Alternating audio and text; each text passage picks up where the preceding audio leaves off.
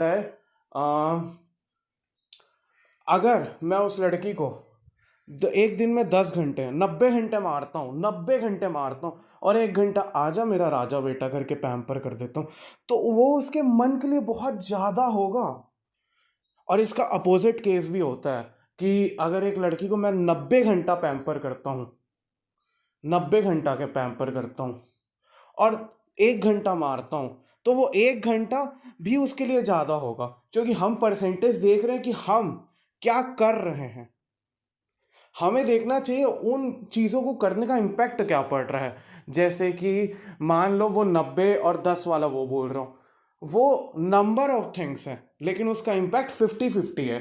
तो वो pie chart अगर तुम कितना चीज़ें कर रहे हो उसका बनाओ, तो 90:1 का मतलब 90:10 का रेशियो आएगा, 9:1 का रेशियो, है ना। लेकिन अगर वो पाई चार्ट तुम इम्पैक्ट पे बढ़ाओ तो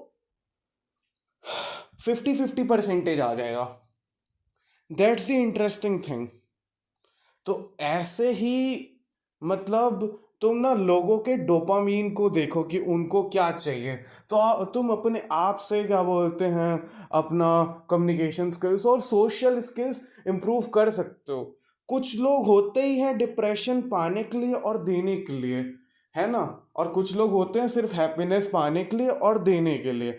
तो तुम ना ऐसे लोगों को फाइंड आउट करो और डिलीवर करो जो उनको चाहिए।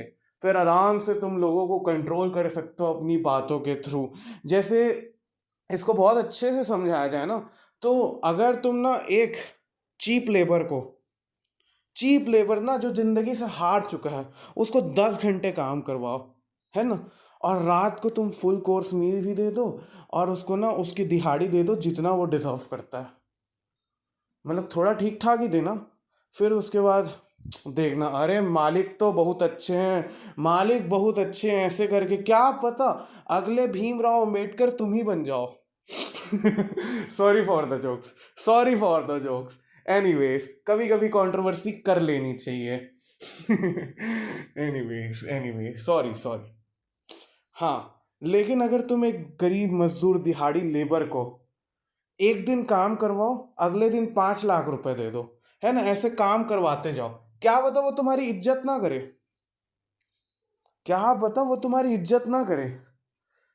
और इसका एग्जाम्पल ना तुम देख सकते हो तुम्हारे शहरों में ना, ऐसे बहुत सारे लड़के होंगे तुम्हारे क्लासेस में भी होंगे जो अपनी अपने मम्मी पापा से ज़्यादा इज्जत गली के गुंडों का करते होंगे, और उन्हीं गली के गुंडों के नाम पे स्कूल में धमकाने आते हैं, अरे तेरे को पता है ये तेरे को पीट देगा वो पीट देगा करके। जबकि वो असली असली में वो जो गली का गुंडा है ना, वो कॉम्प्रो करवाने के अलावा कुछ नहीं करेगा।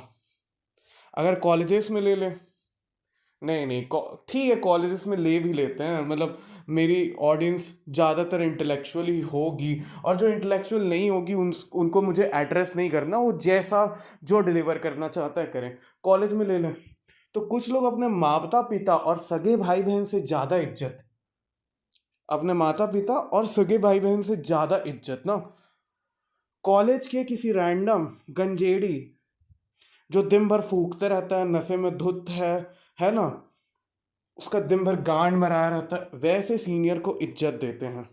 और वैसे सीनियर्स की हर बात मानेंगे, हर एक बात। अगर वो सीनियर कल को बोलेगा ना रोज गांड मराने से हाइट बड़ी होती है, तो सच में ये बहन के लोड़े हाइट बढ़वा लेंगे, मतलब गांड भी मरवा लेंगे।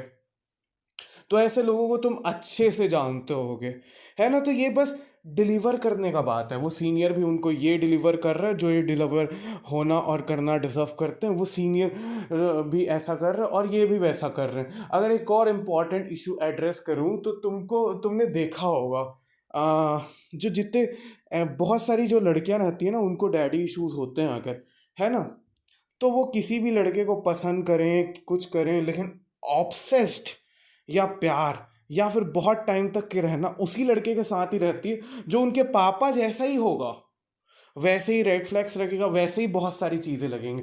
अब ये उन्हीं लड़कियों के लिए लागू होता है ना जिनके पापा एक्चुअल में रेड फ्लैग हैं। कुछ लड़कियां पैदा ही होती हैं जो सिर्फ नेगेटिव चीज़ों को ही देखती है, दिन भर अपने बाप को कंपेयर करते रहेंगी, है ना, देखो उसके पापा ऐसे हैं इसके पापा ऐसे। उन लड़कियों का बात नहीं कर रहा मैं, उन लड़कियों को बात कर रहा हूँ जिनको एक्चुअल में, जिनके